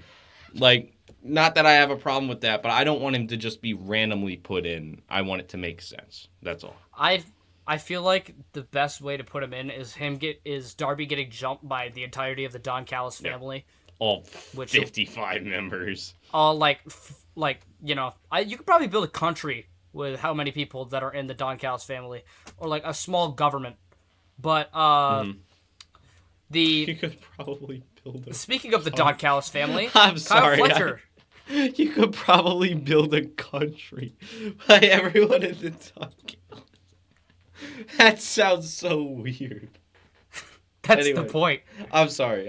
Continue. Fletcher is backstage with Don Callis, where he learns that he will be defending his title at All In against Takeshita and Okada. He's not happy about it, but Okada is elated. But Okada is very happy. Okada's happy. So is Don Callis. And yeah, I was going to say, so is Don Callis. He's like, yes, DCF is always going to have the title. Fletcher just wants it for himself. You know, which honestly, in a way, is fair. Because, like, why would you want to defend it against the people you're working with? You know, you're, like, it's not even, like, being selfish. Because if you don't want to hurt your partners and whatever, and you want to keep it just doesn't make sense. Anyways. Then we get to Jungle Man Jack Perry versus Jon Moxley. This is the main event. In which Jack Perry... gigs deep. I don't think he gigged. He was bleeding. He was bleeding bad. I'm not sure if you saw when it happened. So it was I didn't know the when. elbow. Like where? It was the elbow, and then when he hit the ring post. And he started bleeding from the hair. Yeah, it was like his hairline. Down. Yeah, I think it was a little bit like more on the inside. But either way, there's no reason that you would gig there. So I think he bled the hard way, which is unfortunate. Jon Moxley decides it's a good idea. Hey, let's launch this guy through a table. And then let's start elbowing and raking his cut. Yeah, not only that, but also just like finally an AEW table breaks, because I swear every time we're watching AEW, someone is the table. I am the table. Like, when was the last time? I can't think. I think the last 2 table spots they've done, it didn't break. Yeah. Right? Because there was don't break or just the side collapses. There was Darby and Kevin Knight, where Kevin Knight was a table, and then there was the attack from, I think it was the Divine Dominion the other day, where one of the Brawling Birds was the table. So I don't know what's going on, but Jack Perry halfway through this match cannot even stand. Yeah, or throw a lariat. it's then, giving Kendall Gray in yes. the underground match. And Except for then, at least his ear didn't get chopped off like I thought. Yeah. Anyways. And then John Moxley does a Gotch-style driver. Perry kicks out. H-bomb after H-bomb after H-bomb after Yep. H-bomb after H-bomb until Jack Perry is not breathing. Jack Perry, though, gets his breath back and tells the referee not to stop the match. Yeah. Where he finally gets to be able to stand up and starts slapping and flipping off Moxley. Then he super kicks him and kills him with it. Snare trap by Jungle Boy is then transitioned into a bulldog choke. Perry keeps defiantly trying to get up, but then inevitably passes out. John Moxley defeats him and moves on into C3. And what I find funny about this whole submission is Jack Perry, in an attempt to break out of it, starts headbutting Moxley, in which, why in the world would your plan of attack be a headbutt when your head is bleeding out horribly and dripping down your entire body? You might get it in their eyes. Well, you could just, like, I don't know, do something. I'm just thinking, like, you probably have brain damage, and now you're gonna headbutt his bald head. Like, I don't know. After the match, though, John Moxley would end up shaking Jack Perry's hand, and so kumbaya, whatever, which is interesting considering Death Rider. But that is the end of Dynamite. And we would get a little bit of a follow-up promo that we would find out about on Collision. Then we go on to TNA. Ricky Sosa has a match against Brian Myers. Cedric gets involved and gets a headshot for his troubles. Bronson Reed gets involved. Well, Bronson Reed, wow. Bear Bronson gets involved. Myers there has are the so many X-Division times title. where I've almost accidentally said Bronson Reed, so do not feel bad about that. Thank you. Brian Myers has the X Division title, but Leon disarms him. Headshot by Sosa, and he defeats Brian Myers. Slater still wants the belt at lockdown. Mm-hmm. He cuts a promo after this. Yes. And says that Alexander is a scared little bitch. Leon... A scared, then accepts... jealous. Yes. Bless you. Sorry, I just heard my mom sneeze outside the door. Cedric then yells, by the way, because I don't think he said a normal, in a normal volume. Yeah, no, Cedric Alexander. I keep wanting to say Cedric the Entertainer. Cedric Alexander is obsessed with this whole thing with Leon and all that.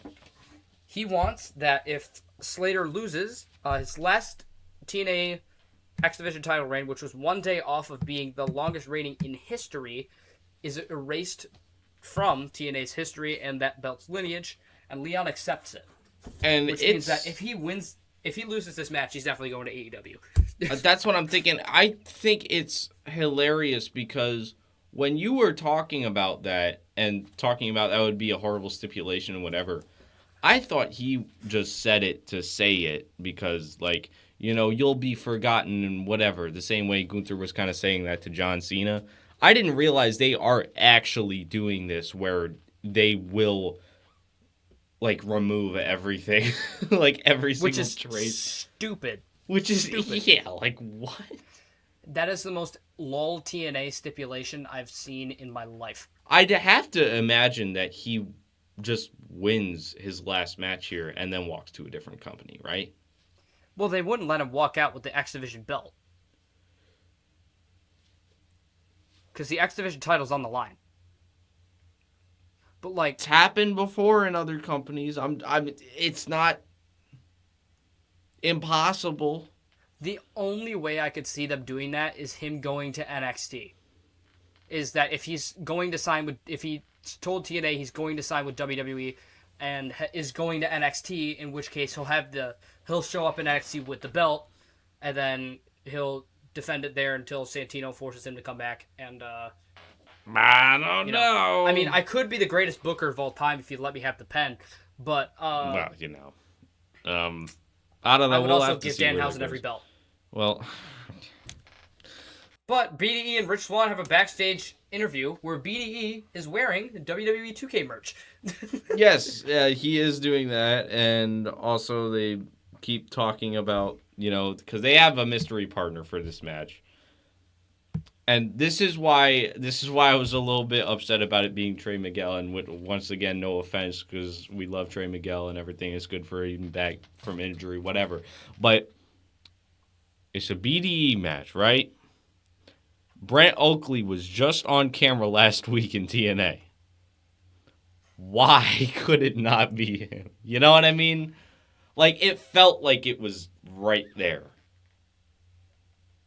I guess, but having it be Trey is still a good move because it's Trey yeah.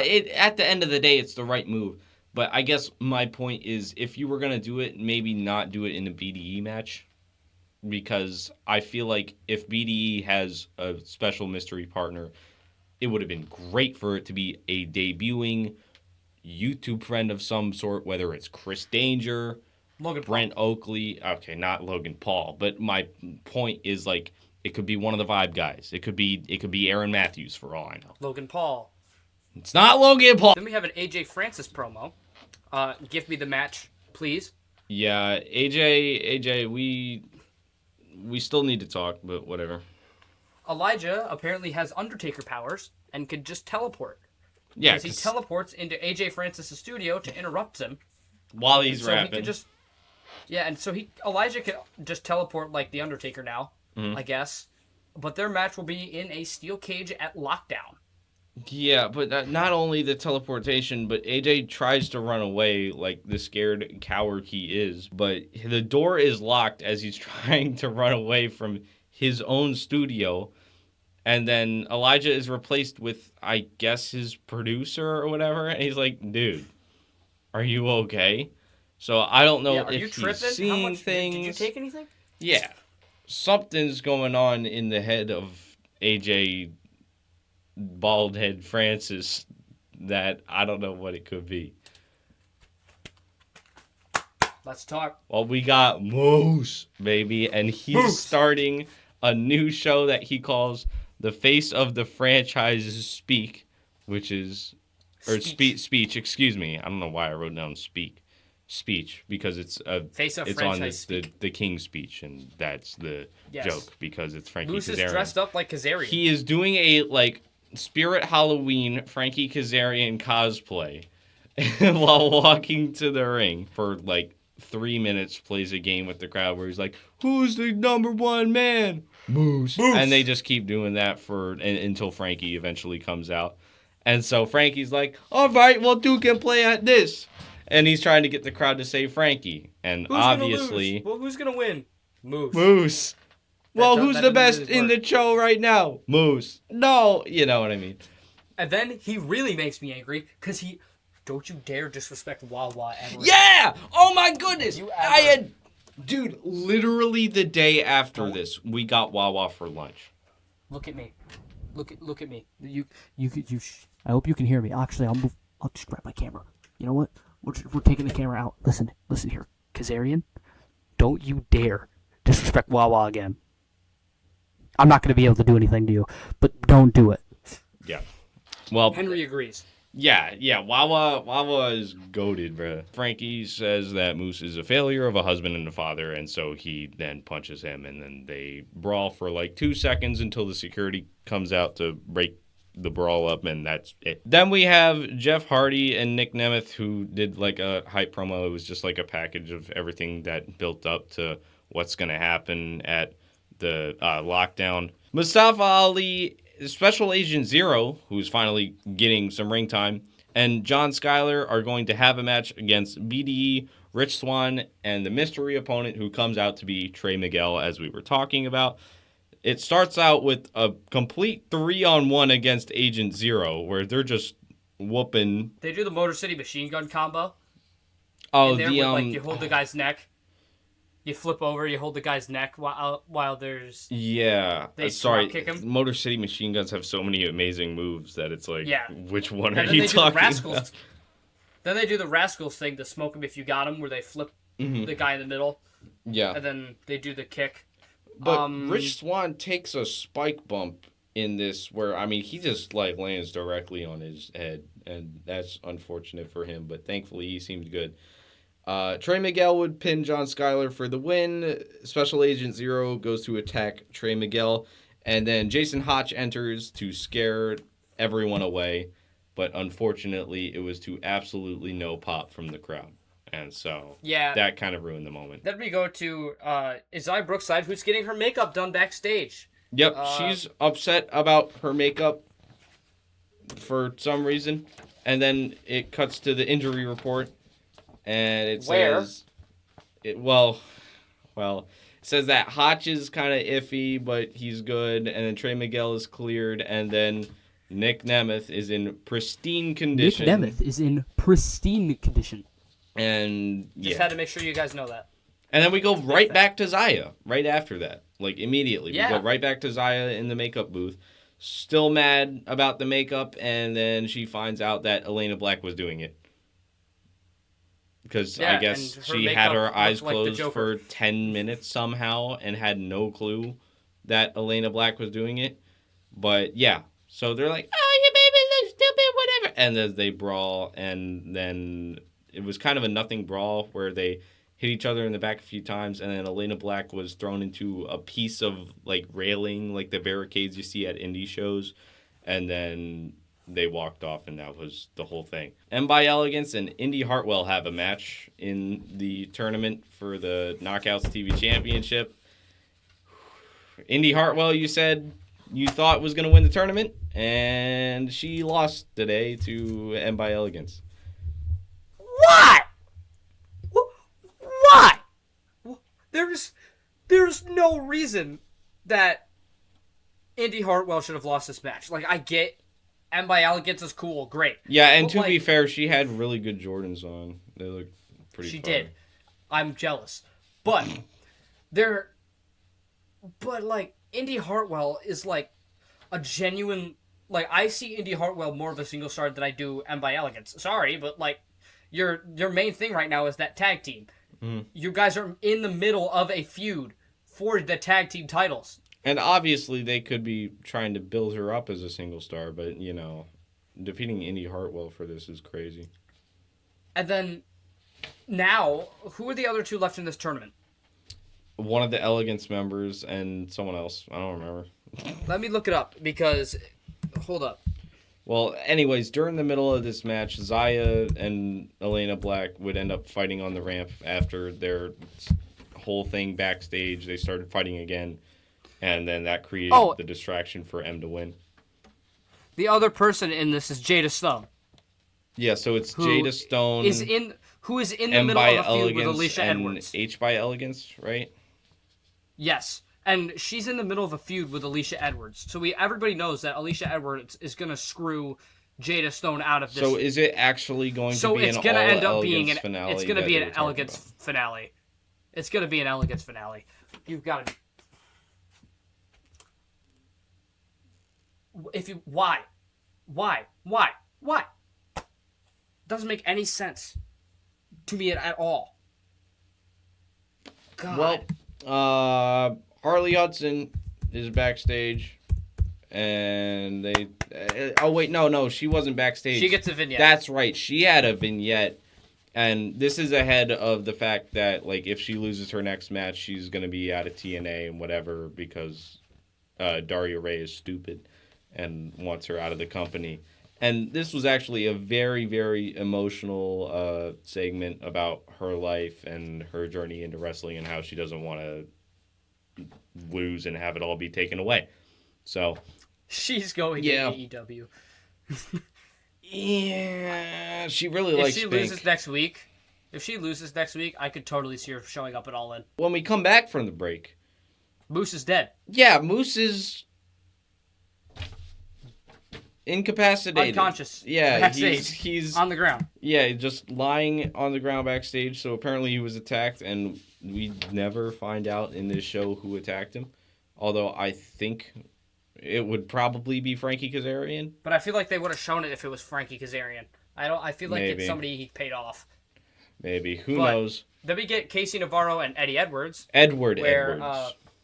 Yes, Edward Edwards. But Alicia Edwards grabs Casey's foot, ends with Navarro being sent into both ring posts by Edwards, and that looked like it hurt big time. And I just want to mention something that I find interesting about the Edwards couple. They are the opposite of a power couple. This is the most dysfunctional team ever. And the reason I'm saying that is because every time one of them tries to help the other win a match, they still lose. That's what happened in Alicia Edwards and Jada Stone a few weeks ago, where Eddie Edwards had like all the big spots. She tripped Jada. He did something else like arguing with the ref and all that, and she still lost. And then now Alicia tried doing the same thing for Eddie Edwards, and then Eddie Edwards lost. In which Casey Navarro match too. Casey Navarro uses the system's kendo stick to win this, all heel-like and everything. And I think it's interesting that the ref counted the 3 despite him not clearing the kendo stick out of the ring. And I think he was supposed to and failed to. And so that's a botch, and that's annoying. But, yeah. Bear Bronson and Myers attack. And then Fabian Eichner, Ricky Sosa, and Jada Stone make the save. Weapons make Santino nervous, who comes out and says, "Weapons are making me nervous. It will be a lethal lockdown match with weapons." Yes. The system versus Casey Navarro. I don't know the other things that he said. I think the only name he got right was Fabian Eichner. Yeah, exactly. But I don't know if it's all of them. I don't know if the women are involved. I don't know exactly what they are. Okay, they are. They are. Alicia and... Either way, I think they said on commentary this is the first lockdown match with weapons in 10 years or something like that. I think it's like the first lethal lockdown match in like years in general. Yeah. But so that's interesting. That should be a good match. Then Allie is backstage, and it's another struggle one of those is real. Creepy things. Yeah, there's a thing on the mirror that says the struggle is real. And that's it. So I don't know. Has anyone used that saying since the year 2017? I don't know, but maybe this is the stepping stone to get us back to how beautiful that year was. Jeff Hardy versus Nick Hardy, baby. Jeff Hardy versus Nick Nemeth for the championship. And multiple times, Nick Hardy starts raking at the eyes. There is no way that I've made this joke so many times that I actually tripped myself into saying Nick Hardy again.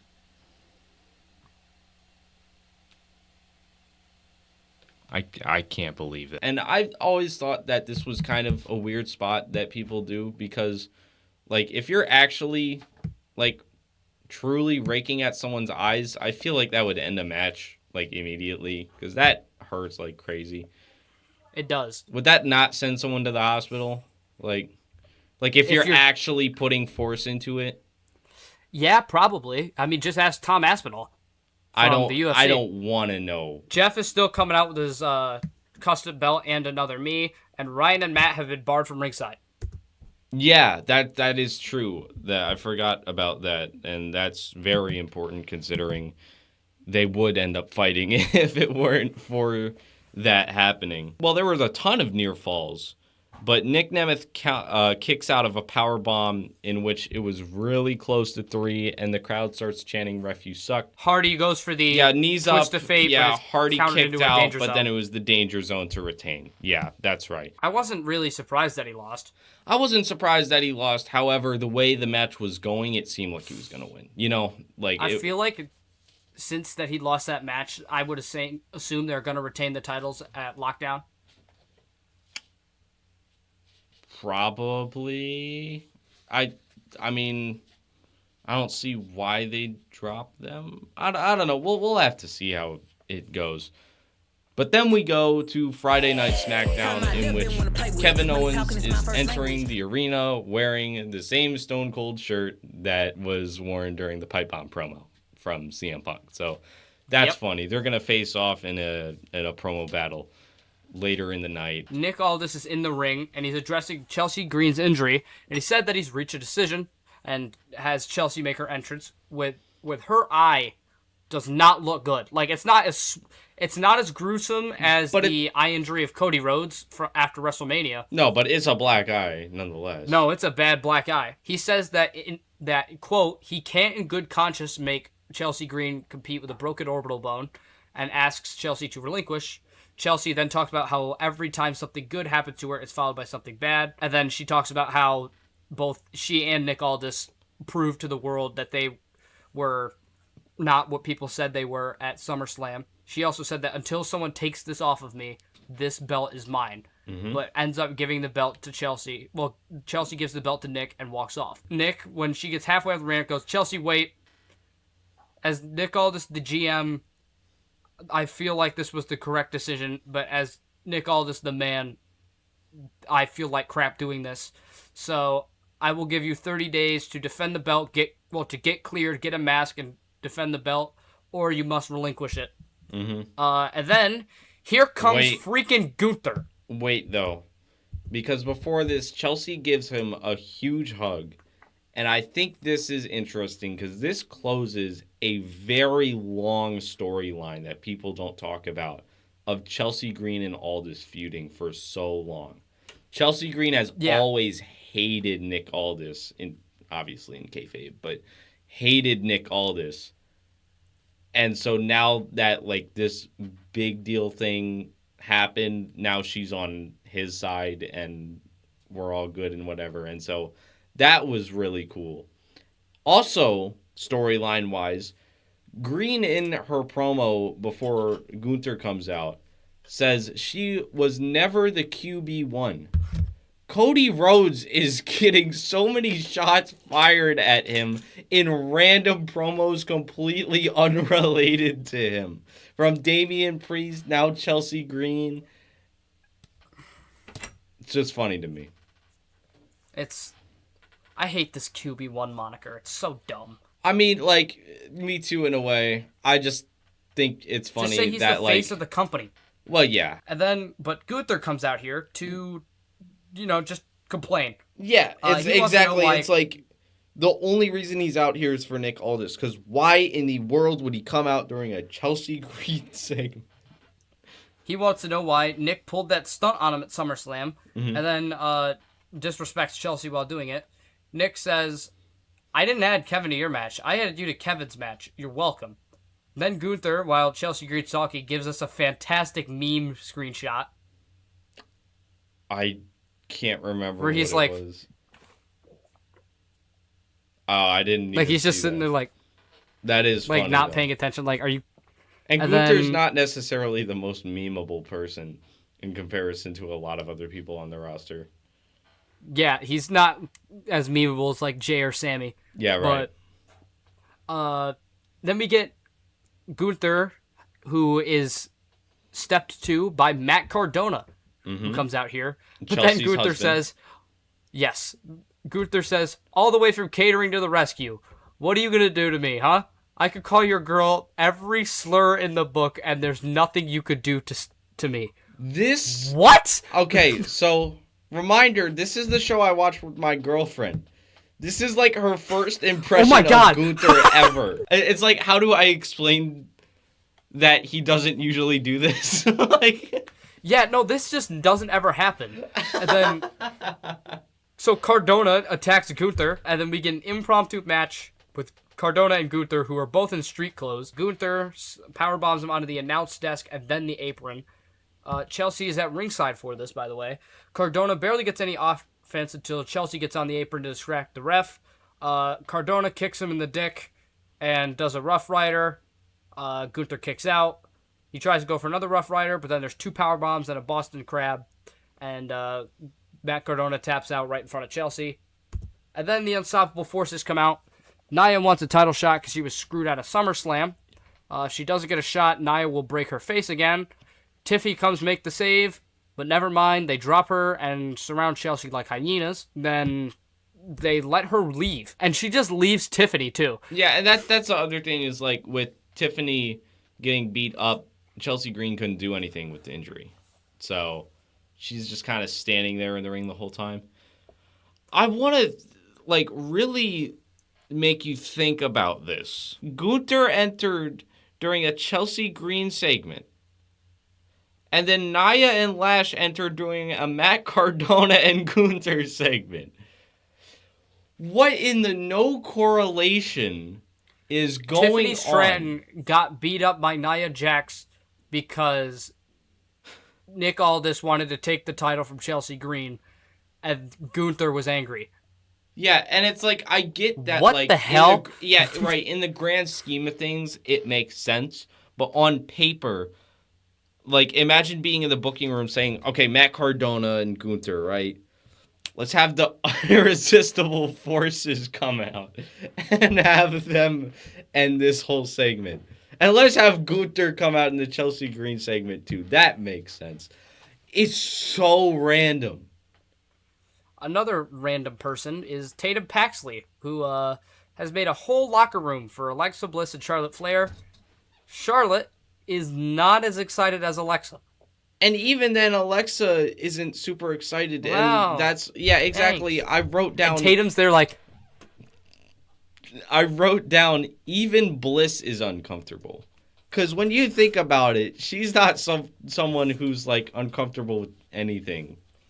Tatum's, like, super happy, too. Like, this is the happiest you've seen Tatum since she was best friends with Lyra. Alexa Bliss is a little herself. Alexa's crazy, too. But she's like, this is a different level of craziness. Yes. Cody is backstage with Nick Aldis, where Cody would like a match with Randy Orton as soon as possible. Aldis says, how about Sunday night's main event? Then Sammy comes in to complain. Sammy, shut up. Cody gets pissed at Sammy. Yep. And would like to fight him today. Sammy has a broken arm, so he says he can't. But Aldis sweetens the deal and says that if Sammy wins tonight, he gets the winner of of Kevin Owens and CM Punk. But long story short, if Sami Zayn wins, he's number one contender. Carmelo Hayes and Baron Corbin. When this happened, you said if Corbin wins... I texted him, I said, if Corbin wins, I'm going to crash out. So...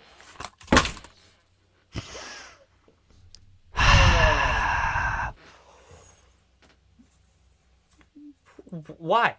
Why? This is the second stupid booking decision for a TV show in, like, God, why? Like, and I love Corbin. I think Corbin's great. And, like, no disrespect to him. I think he's great. Why? He shouldn't be the champion right now. He should have been in the company again for a few months and then become champion. Yes, and Trick is, like, flaming hot right now. By putting him in the company and making him champion immediately, what's going to happen is once he loses it, all his momentum is gone, and it's just going to turn into the exact same thing that happened before. It's using it as a disguise to make it seem like they're treating him better than last time when they're actually not. And also, it's burying other talent.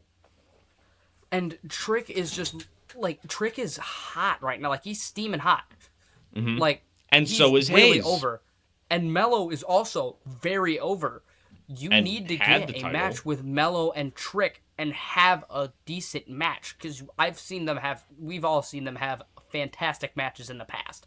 Like, but instead, we get this match we get Corbin as champion, which is just burying Mello as is. Yeah. And Trick is in the title hunt, which he should be the champion. Trick and Yachty come out. Yachty hits Corbin with a kendo stick and it does nothing. Then Trick does a trick shot and stands tall with Yachty. That was that segment. And this is another situation of when I'm showing my girlfriend SmackDown, how do I explain to her that little Yachty is here for some reason? Kevin Owens has his... Kevin Owens and Punk are doing their face-to-face. I think it's hilarious that you mentioned this because of how unimportant the segment in between this was, because Chelsea Green and Tiffany Stratton are backstage before this even happens. Chelsea Green says she's fine. And that's it. Yeah. So. And then it's Punk and Owens in their face-off promo. Owens says that Punk berated him 20 years ago in a locker room in the independent seat to embarrass them.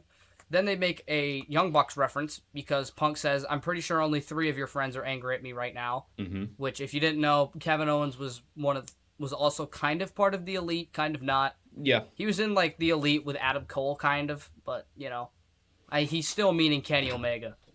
But Punk also says that you think you would have gotten those opportunities if I was still here talking about his main event with Stone Cold. Kevin Owens says that I won't punch you in the face now because next week I get to beat your bitch ass after I do it for the world title. But Punk says, in Toronto, you'll be looking up at me after I put your fat ass to sleep. Mm-hmm. So that was that segment. It was pretty good. They were pretty good promo. Nick Aldis and Finn Balor are backstage, and Finn is upset about the match at SummerSlam, in which Gunther comes out and is upset about his match with Matt Cardona now. And then Gunther and Balor face off, and that's about the end of that segment. Then we have Wepa Up versus the War Raiders versus MFT for the SmackDown Tag Team titles. I don't know what they're actually called, whatever. Tala Tonga's theme song freaking sucks. Damien was thrown into the Timekeepers area, and then the MFT end up winning the match and are new champions. I figured that Damien would turn, but no. But he didn't. So we just have new champions and no payoff to the whole story yet. So I don't know. We'll see what happens, but the belts are off of Wepa Up, which I'm sure a lot of people are happy about. So I don't know. Then we have the women's U.S. title match. Tiffany Stratton versus JC Jane. Tiffany Stratton is still reeling from the attack that she suffered, saving Chelsea Green. Fatal Influence get involved multiple times in this match. Tiffany Stratton does the You Can't Escape with the PME, which is the Kenny Omega spot. Tiffany Stratton had pretty cool gear. I have that written down. As Fatal Influence approached Chelsea Green, who is out here now to support, Tiffany Stratton does a crossbody to save Chelsea again. When she gets back in the ring, she eats a rolling encore from JC Jane. And new. JC Jane is the new U.S. Women's Champion. I think this is a great decision. I think it's a great decision. The thing for me with this, right?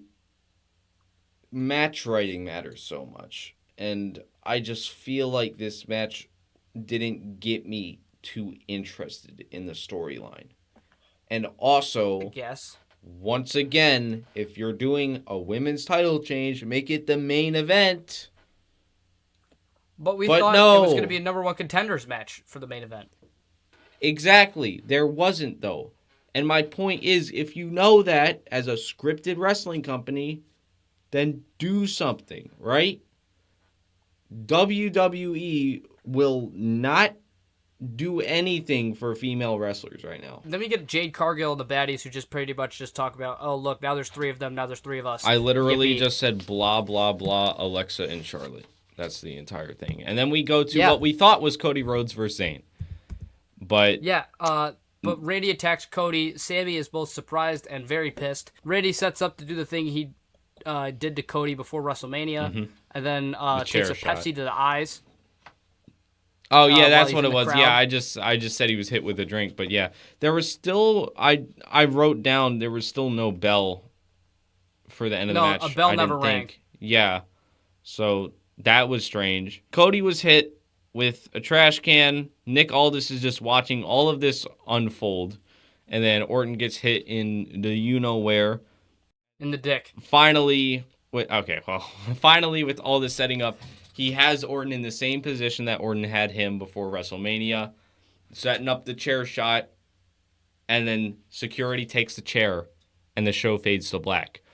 What are we doing? We don't get like a big conclusion or heel turn or anything from Cody.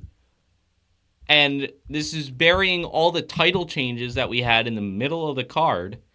Why is this the main event? No one cares. It was a cool sequence, whatever, but it didn't have a payoff. And there were a lot of questionable booking choices this week. This was horrible. And another thing that I thought was interesting about this was Cody Rhodes starts like running toward Randy again as the show fades to black, but there was no exclusive footage online, despite the 5 exclusive segments that they posted. So I don't know which we all talked about earlier. Yeah, exactly. I don't know if he made the attack or not, but I guess not, because we didn't hear about it. So we'll figure out Friday, I guess. Yeah, then it's just Collision. So I don't know. I just, Eventful. yeah, Collision was much better than like almost anything, but I like, what are they thinking right now? So I watched TNA SmackDown Collision back to back to back this week, like just today. Thank God Collision ended it because I had to suffer through about, I don't know, 3 hours of pretty trash television. That, yeah, and like even then, I would say TNA was better than SmackDown, right? Besides the opening segment for SmackDown. By far. Yeah. By far. Like SmackDown. I would say the best show this opening week. segment was maybe the best segment in the week, yet the rest of the show was so horrible that I'm trying to figure out who I think was the best show this week. Oh, it's like always Dynamite. It's between Dynamite or NXT, to be completely honest. I think it would be Dynamite. Anyway, Collision probably is the focus for right now. We had the Lethal Twist versus the Good, the Bad, and the Ugly. This is their first title defense. Blake Christian wrote, Lethal Twist is better than MCMG on his hand. I did not see that. That's funny. Yeah, he's doing the Saban taunt on the way to the ring. Hangman Adam Page does a moonsault off of a railing. This ended with a monkey flip into a buckshot lariat, an X-knee, a swinging pile driver with with bunch of dives, and then Brodito Man retained the trios titles. Ricochet comes out to yap a bunch. Yeah. Bishop Khan and Toa Leona take out the man that attacked the Good, the Bad, and the Ugly, and just leave them laying there while Ricochet is laughing maniacally. And does aha! Yeah, exactly. He does that stupid thing. Then the Don Callis family is getting interviewed, and Don Callis explains words in Spanish to the interviewer. It was Hechicero said something in Spanish, and then Don Callis was like, "You hear that? That's Spanish." No, it was Brian Cage. He said, "Yo soy el máquina," which means funny. I am the machine, because that's his nickname, the Machine. Yeah. But then Don Callis goes, he said, "I love the Don Callis family" in Spanish. No, he didn't. No, he didn't. It's like, shut up, bro. Then another interview. The conglomeration now are looking ahead for their, I just called it a civil war fight, because that's basically what's happening later in the show with Roderick Strong and Kyle O'Reilly, since they're both into the thing. And yeah, they just kind of have like a brief face-off, but it's like friendly for the most part because they're friends and all that and whatever. So then it is Brian Cage and Hechicero, which is also a DCF versus DCF match. And Cage has gear with designs this week and not just wearing all black. Yeah, and this, oh my goodness, this is why I was thinking earlier that you were actually mad about Paul White on commentary. No, Paul White says Brian Cage could sneeze and get out of a pinfall. I thought that was funny. Oh, well, not only that, but, and yeah, that's funny and whatever. But through this match, multiple times, Paul White is saying he needs to have enough stamina. Yeah, he does say stamina multiple times. It's stamina. Yeah, stamina. I thought I was tripping the first time I heard it. I thought maybe it was like his finishing move that I didn't know or something like that. No, he just actually didn't know how to pronounce stamina. But anyway, Hechicero wins to advance. I believe Cage tapped out. Off a roll-up. Or no, it was off a roll-up, yeah. Backslide. I knew it was some sort of like kind of random thing that happened. But, yeah, they were just kind of wearing each other down, and then that was that match. Darby Allin cuts a promo in which he is next to a train, but he reflects on his whole history in AEW and starts to threaten Kevin Knight by the end of it, and that's what we get from that. And then it's the Rascals now, who also cut a promo, and I'm so happy. They're very happy after last week's, Desmond Xavier and Zachary Wentz are very happy about winning last week, but Myron Reed's like, man, I lost. I'm sad. Well, he's like, well, it's okay. We have a match tonight. It's a 4-way tag. Did you set it up? No, I didn't set it up. Did you guys? No. And then it was like, well, who set it up? and then coming out from underneath, The rain. it's Lio Rush. The rain. And then He did. he goes, he did. And then he starts doing the Rascals thing. Yeah, he keeps doing Because- that throughout the whole thing. Look, listen. The rain. And then he scares away the Rascals out of their room. Mind you, they're going to be on the same team for this match later. there was a tweet that came out, and it was from Zachary Wentz. He goes, I'm a Christian. I don't know if I can team with this guy. Someone get him an exorcism. That's crazy. Did you see the interview that Lio Rush did the other day when he tried to eat the Aura With ring? TMZ. I think it was that interview, but Yes. he tried to eat the dude's Aura ring. The $400 Sounds like like Leo. heart monitoring ring or whatever it Dude, is. He went, this he Gollum picked it ass up, character and is he goes, candy. Candy. He's like, don't eat it. So that was hilarious.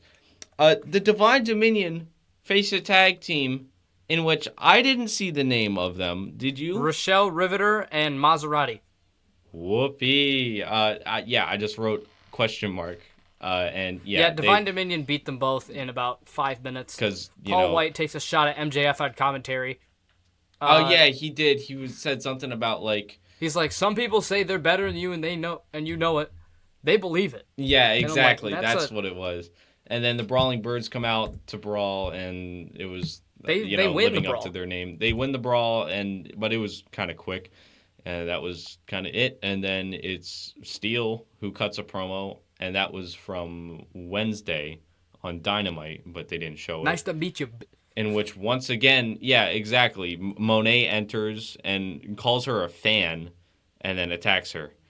And this is what happened with Willow, where it was like, this segment was from earlier in the week, and then Monet attacks. So I don't know why it's always her, but it is. So Monet doesn't want to show up to the show. It's okay. yeah, I guess so. But she did this week. Yeah, she did. And But we had before Nigel that- McGuinness and Shibata in this match. Graps. Yeah, I was going to say this was a very technical match. This is not for the type of people who are watching the high flying stuff and all that stuff. This is If you want, wrestling. like, if this is your like first day watching wrestling, this is probably not the match I'd show you, but it's the most believable match that I think Yeah, I've right. seen. Like a match where you watch this and you think The every single match, well, every single thing hurts. Nigel gets kicked in the ankle on accident. That was, I thought it was on purpose, to be honest. So I guess. No, I think he tried to roll back, but he got kicked in the ankle. Yeah, I saw that. I thought it was like a way of him blocking the kick that happened. Nigel does win with a rolling through a sleeper hold. Yeah, it was an absolute steal of a win, and that's great for him. Except for the fact that later in the show we do figure out that Nigel McGuinness did get injured in that match, unfortunately. Yes. So whether it's serious or not, We don't know we'll the have extent of it, though. I'm wondering if maybe it was on the ankle kick. That's what I think, because he said he got injured. I think it was probably the ankle, because you could see him like visibly start limping. Yeah, that's possibly what it was. Will Ospreay gets interviewed kind of randomly. He's He's going to go call United Empire. Yeah, he said he's making a call to Japan, and that's what I would have to imagine. Then we get what we were talking about, the Rascals and Lio versus Rush Jobbers. versus, I said Job Central. Because I'm gonna make like a new faction name for all of the jobbers that just end up randomly combining into a faction for one day on AEW shows. So this is Job Central. One thing that they say on here was slithering to the ring for Lio Rush. You do realize they do that every entrance, right? I didn't notice that Yeah, until today. every single time. That's funny. Every single entrance that they do for him, she says. Leo slithering has to the ring. purple and green gear to match the Rascals. It also has purple love goo that. coming out of his mouth. I loved that so much. I wonder if he is actually gonna like at least briefly be a member of the Rascals. That would be hilarious. Could you imagine? Like, Yeah. remember, their gimmick is them smoking weed. Yeah. Could you imagine having He's Blackheart already Lio Rush high on smoking weed? something, right? He's And high then- on like whatever goo is in his mouth. Yeah. By the way, Shotzi is now part of this whole Blackheart thing on the indie scene. Yeah, I'm not sure. Shotzi Blackheart. Yeah, because that's the joke, because that's like her actual name and whatever. Leo jumped off someone's back and started biting somebody during this match. Oh yeah, he's biting one of the jobbers in the face, and then also starts biting someone else's hand. Leo is not okay. I don't know what's gone on with this guy, but the commentators really like the Rascals and Leo Rush and love this pairing. The Rascals do a swanton, 450, and a spiral tap all in a row. Yeah, that was they're just showing off. You know what I mean? Like, that's a bonkers way to finish it. And then they're like, "Yeah, Leo, go up to the top," because Leo also has his final hour Leo frog did splash. Like fake that, and then just so they're all like the rain, and he goes like this, like the rain, and and he goes, no, comes down and puts the guy in his submission. Yeah. When the Hurt Syndicate do come out, as you were saying, the Rascals are covering Leo. While from Leo's the rain. Going, the rain, and he's like covering him, and like you can hear Desmond go, "There's no rain, no rain," as he's covering him like this. Job McGee and the Hurt Syndicate and STP are having the their Job match. Syndicate versus the Job Syndicate versus the Hurt Syndicate. The Job Syndicate versus the Hurt Syndicate and STP. This was definitely the craziest team of jobbers, because they all had like first name, last name. So it was really hard to understand everything, and they didn't have a team name. So it's like blah blah blah blah blah blah blah blah blah blah blah and blah blah blah, and it's like, how are you especially with the jobber entrance being so quick, right? The commentators were very open about the fact that these are jobbers, because they kept constantly mentioning that this was a mismatch. And like, oh, this poor team. Like, why are they thrown into all of this? At the beginning, the Hurt Syndicate live up to their name. They hurt people. They hurt they just leave. Everyone. Yeah, and leave. They leave STP, but thankfully for them, STP still win in like 2 seconds, because there's only one guy Shane left Taylor in the ring. hits a package pile driver. Yeah. And then win. But yeah, the Hurt Syndicate hurt people and leave. And that was it. And then Tommaso Ciampa cuts a promo where he's looking for the number 3 spot. He has a great line in here. Yeah? Sorry? He said, he says, Andrade, MJF, if you believe in a god, pray I'm not number 3. Yeah. That was awesome. I love that line. That was pretty cool. Then it was Steele and Monet, the setup that we had earlier. We're finally having that match. And pretty decently quick, Steele would tap out from Monet doing this mouth stretch thing, which is like a smiling thing. The money, it was her the bank statement / moneymaker, but she was grabbing the like fish hooking. Yeah, exactly. And then she like connected it to it being smiling, and that's like a shot at Willow Nightingale and whatever. And then she attacked Christopher Daniels. Yeah. Daniels is out here ringside for the match, and she attacks Christopher Daniels with the belt. Man, shut up.